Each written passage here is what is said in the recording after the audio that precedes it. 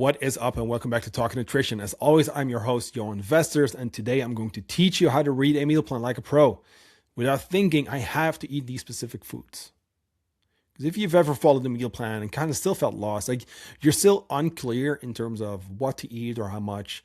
And look, I get people on calls with me every single week who want to learn more about coaching, and they tell me, hey, I've worked with this company and this coach, but then you still struggle with weight loss, building muscle. They don't really know what to eat. They don't really know how much to eat for their goals. They were never taught how to go through different phases. Your periodization plan, right? Your fat loss, muscle gain, reverse diets, maintenance, health-focused seasons of life, right? How to include vacation, social settings. Like, you're so limited to that meal plan that you still don't know what to do.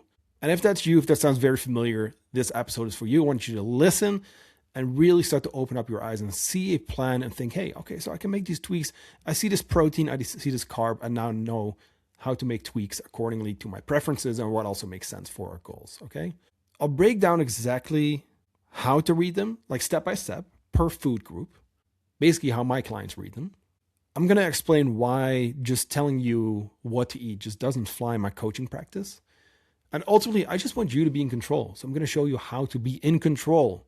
Even if you do end up following a meal plan from a coach or company, or maybe even find something online, right? You are still going to be the person who can make tweaks, who can be in control versus the meal plan. You're even going to be able to read a plan and also think, okay, so on Friday, we're going to go out for food. Let me actually do this and that with my other meals, okay?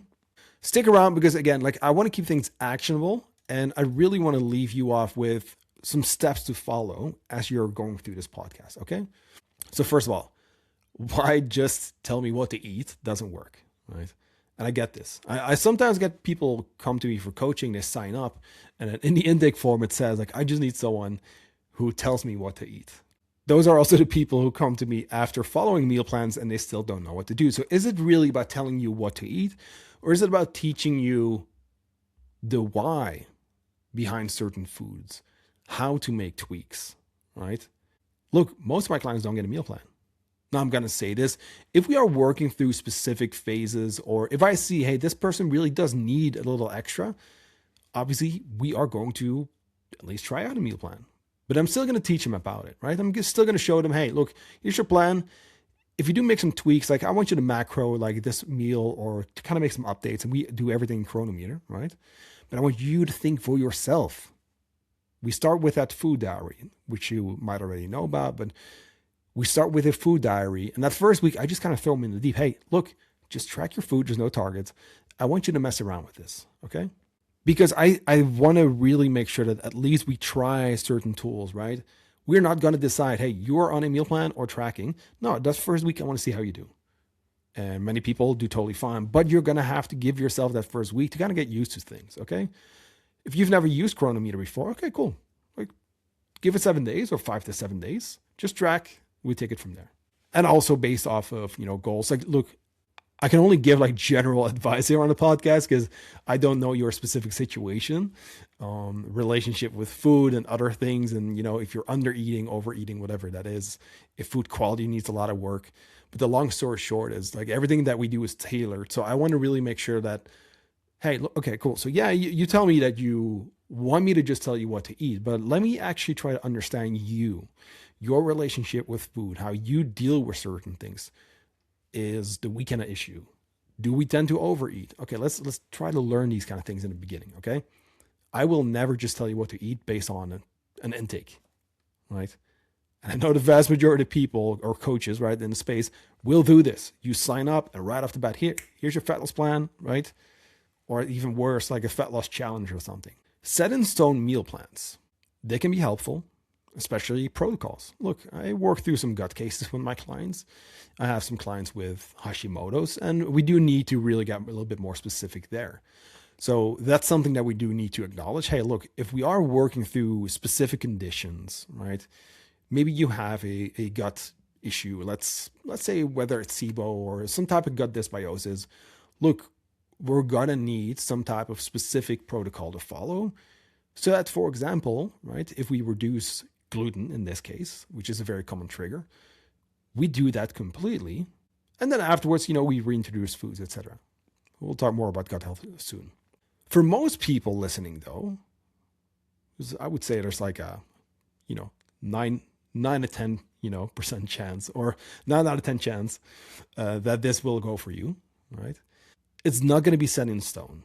If you get a meal plan from me, it's going to be, hey, look, this is an example day. I do actually think that these first, couple of weeks, you should try to follow this to a T, because all the guesswork is gone, right? You have something to follow. You know exactly what to shop, to prep, and you just know how to create results.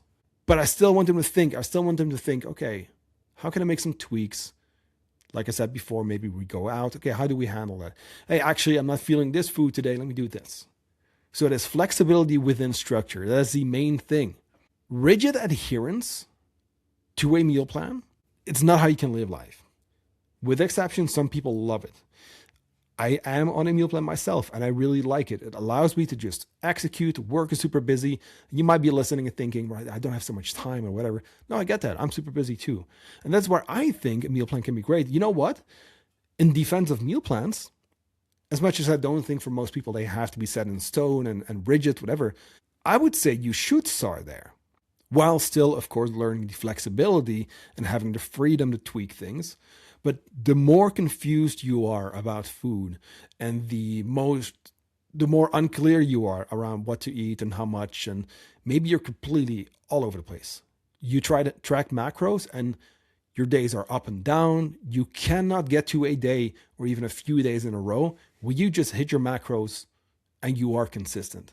If you are completely all over the place, we're going to, bring in some structure. I'm going to say, hey, look, here's a plan. For now, I want you to start following this. And then afterwards, we add variety. Also pay attention to how you feel energy-wise, hunger, and all those kind of things, so that we can tweak accordingly based off of how you feel. Hey, let's also look at your average weight, your measurements over the next few weeks, see how things change. And pretty much all the time, we start with a health-focused kind of phase, where we not only optimize things like your metabolism, but also, most importantly, your habits and routines, okay? So the mindset shift here is that meal plans for most people are going to be templates, not laws. When I give you a meal plan, it's not, hey, you must eat like this. Now, I'm going to say once again, if we are working on specific gut cases, or we know there's some type of, issue going on, maybe you do have a sensitivity to a specific food because of gut dysbiosis. Okay, we got to pull it for now, okay? We work through the case and you bring it back. But for most people, meal plans are just templates. So what could an example meal plan look like for you? Let's take it one step at a time. We're going to go breakfast, lunch, snack, dinner. And look, when I say snack, you could have this after dinner. I don't care. I mostly care about you having a regular eating pattern. Research shows that this is one of the more important things. And it even affects how many calories you burn through digestion, which is super interesting, actually. Now, obviously, right, the thermic effect of food, which is the calories burned through digestion, is 10% of your total daily energy expenditure, meaning 10% of the amount of calories you burn daily is strictly from digestion. That's still 10%. Now, is that going to drive your fat loss? No. The most important thing here is that not only is that beneficial for digestion in general, blood sugar, appetite regulation, right? It makes it so much easier for you to just follow, right? You got to have some structure in place. You're not going to have your breakfast at 7 and then the next day at 10 and then 8 and 9. And, you're not going to have lunch one day and then skip it. And then, right? No, we need structure. That is how your body functions best. And for you personally, it's going to be easiest to follow the plan. Because when you have those set times, breakfast, lunch, snack, dinner, for the example, now we can start to say, hey, breakfast is going to be at, 7. Lunch is going to be at 12. And look, I'm just randomly naming times now, right? Okay. What do you think for yourself here? What makes sense for my schedule? Hey, I'm going to have some type of snack, maybe after my workout, at 3 or before workout, right? And then we have dinner. It's going to be at this time. Cool. Now we can start to build within those blocks. So in this example, we're going to have 3 main meals and a snack. I call it a snack. You could call it a light meal. I really don't care, just for the example. Every meal should include a protein, carb, fat, and color. Color being fruits and veggies. For most people, I see fruits being a priority, preferably. I'll put it that way. I would prefer you having more fruits over veggies depending on the case. I just see, with digestion and those kind of things, people tend to do really well. It's not to say that veggies are bad. If you have them though, just make sure to always cook or steam them. I just think that, especially in the beginning, if you do have, okay, let's say this. If you have things like bloating and stuff going on, maybe focus on fruits. Okay, let's leave it at that. We can talk about this more in a different episode, but I don't want to confuse you here, right? Because yes, veggies are going to be great for you. Just pay attention to symptoms, okay? Don't have a plate of like raw broccoli or something, okay? Cook, steam, have the veggies you tolerate well, prioritize fruits. Also a really great carbohydrate source. And mind you, you get the micronutrients, the fiber, the water with that, the food volume, right? The antioxidants from berries. That's why I'm so big on fruits, right? Are you limited to those 4 blocks? No, because one meal could include multiple carb sources, multiple fats, etc., multiple colors, which would actually be great. But I want you to start there. Just 4 steps, super simple, right? And then we can add diversity and we can get creative afterwards. So I'm going to, brainstorm and just put together a meal plan for you on the spot. We're going to start breakfast with, we are going to have 2 eggs, and then we're going to have, let's say, 50 grams of lean, turkey bacon. We're going to have 2 slices of sourdough bread with a bit of raw honey, let's say 5 to 10 grams. And then we are going to have a kiwi or a clementine on the side, or like 100 grams of berries. That's our breakfast. Lunch, we're going to have salmon, protein, right? The first step. We're going to have sweet potatoes, second step, carbs. We're going to have extra virgin olive oil. Now, we are getting some healthy fats already with the salmon, but I want to add some more. Extra virgin olive oil is our fat. And then for a color, in this case, you know what? Let's actually go with green beans on the side. It's just a solid combination. We steam the green beans, just about 100 grams. That is your color. So now we have protein, carbs, fats, color. Salmon, sweet potatoes, extra virgin olive oil, green beans. Super straightforward, okay? Now, for a snack, let's say we're going to do a little bit of skyr with some walnuts, a little bit of honey on top again, which I really like. And then we're going to do 100 grams of blueberries.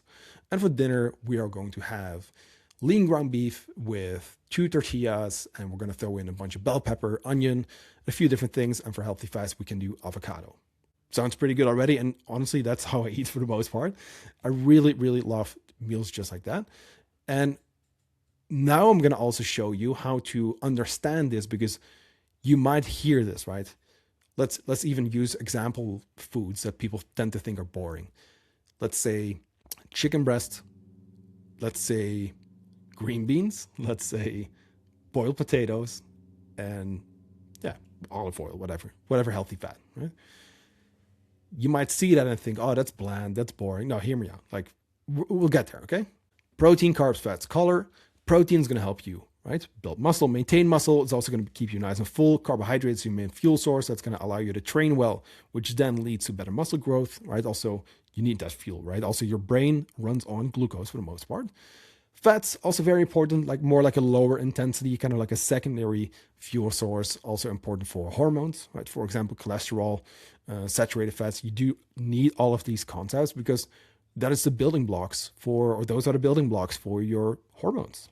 Nervous system function, all those kind of things, okay? And then we have colors, so fruits and veggies, right? Rich in micronutrients, fibers, additional water through your food, of course, antioxidants, a lot of great phytonutrients, right? Which are not vitamins or minerals, but other kind of compounds that can be beneficial, right?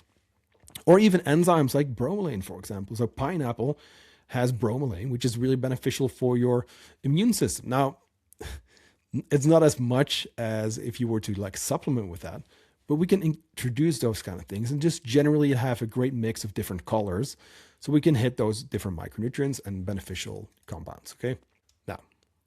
Now that you understand the mental checklist of protein, carbs, fats, color, we can start to see, hey, what do I now want to do with this meal as I go throughout my week or month? We understand the building blocks and we see protein, carb, fats, color, and we're going to go back to our lunch. We said salmon, sweet potatoes, extra virgin olive oil, and green beans. Okay, cool. My clients will see this and go, okay, so I have salmon. I could swap that for chicken breast. I could swap that for steak. I could swap it for ground beef, ground turkey, bison, I live in Norway, so some people eat like reindeer or moose, maybe like venison if you're into hunting and stuff, right? But we see, hey, just about 100, 150 grams of, whatever fish or meat. I can have a very similar amount of a different fish or meat. Knock it out with that. That's literally it. That's how easy this can be, even without tracking. Now we get to the sweet potatoes. Okay, I'm not really feeling that, or maybe I forgot to buy them, or whatever it is. They went bad, or I'm just not, I'm in the mood for something else. Okay, quinoa, rice, normal potatoes. And by the way, even within those, you could boil the potatoes, you can, right, bake them, throw them in an air fryer, cut them up into fries, you could do so many different things with this. I'm a big fan of quinoa, by the way, really solid option as well, great fibers. But just like that, now you have, within structure, you have the flexibility of saying, look, I'm going to keep that same framework. And what my clients do, including myself, is we map out our full day of eating in Chronometer. And then the next day you just hit copy previous day, and all of a sudden you have your meal plan for the week. Now, as we go about our week, now we will go in and say, actually, I'm going to change up that lunch. Let me make these tweaks. So maybe I am going to swap the salmon for, a lean cut of steak. Maybe I am going to swap the sweet potatoes for, hell, even something like tortilla wraps or whatever it is. Whatever you feel like and whatever makes sense for a current phase. For example, if you're in a fat loss phase, it may actually make more sense to include some boiled potatoes because based on research, there's actually a study on this, that is the most filling carb source versus jasmine rice, which is a really easy to digest carb source, which is a little bit more carb dense, which doesn't make it bad. It's just a different tool. So if I see, hey, someone struggles eating enough and they have been under eating for a long time, maybe we're going to utilize something like jasmine rice, or if they have a sensitive gut, it's a bit easier to digest, break down. We're going to maybe do something like that versus something very filling or something very high in fiber. So you see, it just needs to make sense for where we're at. Now the fat source, we said extra virgin olive oil. Maybe we want to just have avocado. Maybe you want to have both. Maybe you're going to do a little bit less extra virgin olive oil and add some avocado. Nuts and seeds are going to be great for your healthy fats. Add that. Maybe you're going to do coconut oil, or maybe, avocado oil or something like that. Make sense? You're just going to swap things around. Eggs, by the way, are a great fat source. Bit of a side note, I guess, but eggs, I kind of don't see them as a protein source. As much as they contain a really high quality protein, it's mostly a fat source. So if you do eggs, which I do like to include, so most of the time, if I build a meal plan for someone, I'm going to say, hey, here's your example meal plan. I would personally include like 2 eggs a day or so, right? For your choline and all those kind of things, B vitamins, right? So having that is going to give you like those healthy fats and then also some additional protein. That is why in my breakfast example, if you can remember, I actually mentioned eggs with turkey bacon. Why? Because the eggs were actually both protein and fats, but a little bit lower in protein. So I wanted to add more protein. So we go with a lean turkey bacon in this example. Now back to our lunch. Of course, we mentioned the green beans. Hey, maybe we're going to have something else. You could do zucchini squash. You could do butternut squash. You could do pineapple. You could do mango. I do a lot of fruits instead of veggies there. You can really pick whatever fruit. I really like bell peppers too, by the way, right? Those are going to be great, but just change it up. That's the biggest thing. I don't want you to overthink this. I want you to read a meal plan and see, hey, okay, I understand the structure. I have my mental checklist now of protein, carbs, fats, color. I know now what to do because if I feel like steak instead of salmon, I can make that swap and I'm still going to get the results I want. And I'm not limited to these foods on a meal plan. And I understand, hey, actually, let me now take this framework on my trip when I go somewhere, when I have a business trip, when I go out for food. And it doesn't mean you have to fully live on a clean whole food diet, but it's still going to help you understand these meals. And this, going back to tracking, is why I like the tracking so much, because you get to see on paper, okay, so this food includes protein and this much fats. And okay, so this is mostly carbs. Hey, this is mostly fats. And hey, this food actually I can eat a whole bunch of. It's mostly fiber, water, etc., micronutrients. Cool, let me include some more watermelon, for example, right? That mental checklist just empowers you so much, and you will fully understand every single meal you see on any plate. You can go out for food and you can start to see, Okay, so what's on the menu? And hey, I actually see like a salmon with whatever, right? Or a steak, or hey, I understand. So this meal is based around a protein source. Cool. So what's with it? Okay, it has some like mashed potatoes. Okay, cool. So that's a carb, right? Does it have some veggies? Okay, cool. Does it have the oils? I mean, let's be honest, or the fats. When you go out for food, you can assume the fats are going to be higher because that's why it's so nice. But it's just to allow you to think, okay, cool. Let me understand this meal. Now, also knowing that, hey, if I look at my meal plan and I know that I'm going to go out for food on Friday, and let's imagine you're going to keep it nice and flexible and you're going to go for some type of burger, let's just say. Right? We all like to indulge every now and that is totally fine. If your body does fine with it, if your body's resilient, you can have those foods. It's totally great. And I want you to keep it flexible. So, for example, we're going to go out for burgers on Friday. Okay, so let me picture it in my mind. What is a burger? Well, the fats are for sure going to be there. The protein, okay, so that's the beef patty. The carbs, so that is the bun. Do we have some colors on the side? Unlikely. Okay. I'm gonna have sweet potato fries, probably. Okay. So I understand this meal is a little bit higher in carbs and fats, a little bit lower in color. Hey, you know what? For breakfast, I'm just gonna load up on micronutrients. I'm gonna have a little bit more. Or for any other meal. Hey, actually, no, that I know that on Friday evening we're going to go out and it's going to be a bit more higher in fats and carbs. Maybe I'm going to go to my lunch. I'm just going to swap things around. Maybe I'm just going to have fewer carbs and create a big filling salad or like a fruit salad even, right? I'm going to drop the fats a bit, understanding my budget for the day roughly, and we're just going to manage. Now, the biggest thing, of course, there is to still keep you full, still keep the protein in. But just like that, you get a little bit more in control of things because I do not allow my clients to say, the weekend will be difficult because I am not in control. Okay, so you're not in control of the foods that you put in your own mouth.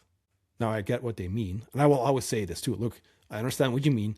What you mean to say is you are not cooking those meals. You are not maybe fully in control of just deciding what that meal is going to be because you're with other people. You are not going to be tracking your food, maybe. You are at least not going to be weighing your food. Okay. So we acknowledge that, yeah, we are still in control. We're just not doing the same things that we are at home. And you know what? Let's do a different podcast about that, okay? The long story short is that I want you to just have the mental checklist in the back of your mind. Even if you don't track, even if you don't go on the meal plan for the day, you still keep it in mind. Because yes, you are always in control of the exact foods that you put in your own mouth. And if it's a bit of peer pressure, or if you feel like you have to say yes to have a apple pie because your grandmother made it, okay, maybe it's boundaries. Or we just have one slice instead of half a thing. You know what I mean? And that's a whole different conversation too. So it might be another podcast. But look, I'm also not saying say no to everything. I'm just saying that the vast majority of people have really fucking poor boundaries. And especially when it comes to alcohol, they will often say yes, even though they kind of either don't want to or they kind of know they kind of shouldn't, right? Make those decisions for yourself. But I don't want to go off topic too much. You know how my brain works already. I tend to go on a little side quest. For now, we're going to stay on topic. The meal plan, you know the mental checklist, understand based on that sample meal plan I showed you or explained to you, how you can tweak these things accordingly so that you don't have to follow a meal plan forever. Now, going back to what I said earlier, because I want you to understand this. Yes, I say meal plans are templates, not laws. I still want you to first create a meal plan. Be super structured, be extra regimented, follow that to a T, just so we can get the practice in. Because you know what? If you have a plan that actually makes sense, a lot of people actually kind of like it. And then afterwards, we start adding diversity depending on what comes up. Because most of my clients are parents. So when they have a plan, I say, okay, so you have these 4 meals. 3 out of 4, you're going to be on plan. And dinner, just change it up. Get creative, change it up with your family, let the kids decide, let your husband decide, do things together, you see? So there's so much, it's not either or. It's not, if it's fish or macros or meal plan, like there's so much in between. And I really want you to start thinking for yourself here, right? Because no, I'm not just going to tell you what to eat. I'm going to teach you how to be in control, right? How to see a meal plan and understand, okay, so I see That's the protein, carb, fat, color. I can make these tweaks accordingly based on my results, based on my goals, based on what I like, because that's a big one too, right? And all of a sudden you are in control instead of this rigid plan that every other person who signed up for the same app got on day one, with crazy recipes, with a whole bunch of like low sugar this and that. Like, no, like you don't need that. You don't need to eat like a child. You can do mostly whole foods, right? We don't have to have all these like complicated recipes. It doesn't have to be low fat. It doesn't have to be high protein. It doesn't have to be this and that, low sugar, whatever version of this. We can eat real foods. And of course, there's room for flexibility too, like I said with the burger example, okay? So if you want to help building your own flexible meal plan, let's do this. I will drop the link to my Instagram in the show notes, and you can message me the word meals. You're then going to get my 5-minute meal plan training, which isn't 5 minutes. It's actually a 30+ minute training, but it's going to teach you how exactly put together your own meal plan within 5 minutes, so that every single week you can stay consistent. Sounds good? Thanks again for listening. As always, I'll talk to you soon. And real quick, whether you're new here or you're a returning listener, do me a massive favor. While you're still here, go to Spotify or Apple, wherever you're listening, and leave a quick review. Quick 5-star, right? Especially on Spotify, that's at least what I'm familiar with. You just pull up the app, it's right there. You can do this right now while you're listening. And the reason I'm asking is I don't do a lot of like promo and stuff, and we don't do ads. And no, look, I'm here to help. And the best way you can put this forward with someone else who wants free advice on stuff that actually works for their health and fitness and fat loss is to leave a quick review, because now it's going to show for other people. And now all of a sudden we can help more people. So it's basically your way of putting it forward of not just getting you healthy, right? But helping me get more people healthy by showing up, walking a walk, of course. I mean, look, if you get healthy, you're automatically going to show that to everyone around you, right? But also in the case of the podcast, quick rating is going to show for more people, and then we can all get healthy, live long, and just be happy, right? Thanks once again. I will talk to you soon. And of course, like I said, last but not least, one more time, you can message me the word meals on Instagram, and I'll send you my free meal plan training.